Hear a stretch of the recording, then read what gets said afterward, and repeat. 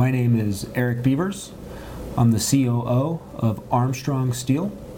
We make pre-engineered metal buildings here in Denver, Colorado, and we sell them across the country. Colorado is growing. People are moving into the state. There's a whole lot of different industries that are growing rapidly in Colorado, and our industry caters a multitude of industries. So it's really good. Construction is really booming, and there's a large need for our product. Primarily, we cater to individuals.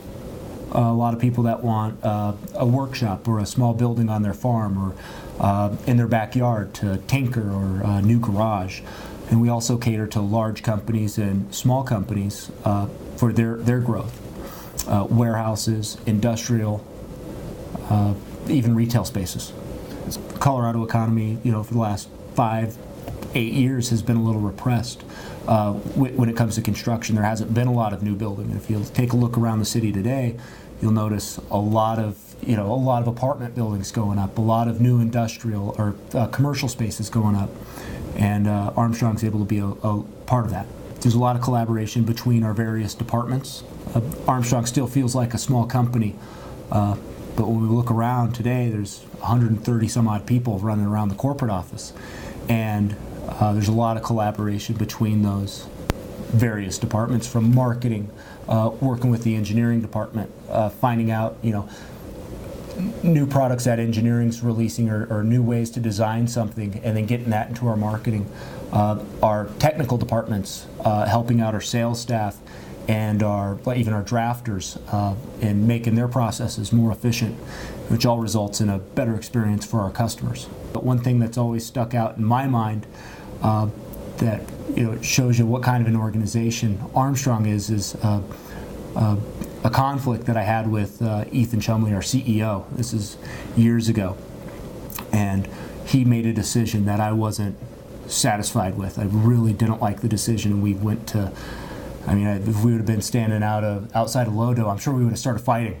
And I threatened quitting and or termination or something. I was so upset, and I seriously meant it at the time.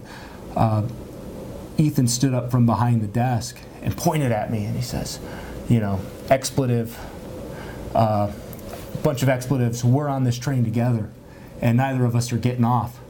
And that's still what Armstrong is today. Is a group of good people, ambitious people that are motivated and very focused on the company, and we're a better place because of that. And it's still, Armstrong Steel, it's such a big company and stuff, but it's, I guess what I'm trying to get at with the humanizing is we're still just a company run by high school friends and new acquaintances that have, we've come from, so far. Our biggest current challenge, honestly, that I'm struggling with is this new idea, this new thought when it comes to customer service, that we all have this in mind, that the customer is always right, and generally that's right. You want to treat them like they are right, but when a customer has a dispute with the company, it's no longer anymore. They're no longer willing to take any responsibility for decisions that they've made. Armstrong is just a metal building supplier. We're not a large construction company. We don't put these things up. We have nothing to do with the soil conditions on their job site. But when there is a soil problem or any other problem, a zoning problem on somebody's job site, it's the evil corporation Armstrong Steel that caused this, and Armstrong needs to come in with its huge pockets and fix this situation. And that's been a real challenge for me, is just how businesses are viewed in the eyes of regular people, and it's difficult because we are just regular people. We're trying to do the same thing that they're trying to do, just the best we can, and provide a good product and everything. So that's been challenging recently, really challenging. The biggest thing that we look for when we're hiring new talent in any department is not so much education anymore. We really don't spend a lot of time looking at that.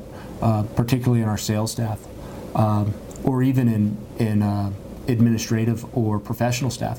What we're looking for is creativity, flexibility, somebody that's looking for culture in their workplace, and somebody that's motivated to be with the company for the long term. With bringing our manufacturing in-house recently here into Denver, hiring new people out of our labor pool, the future is looking really bright.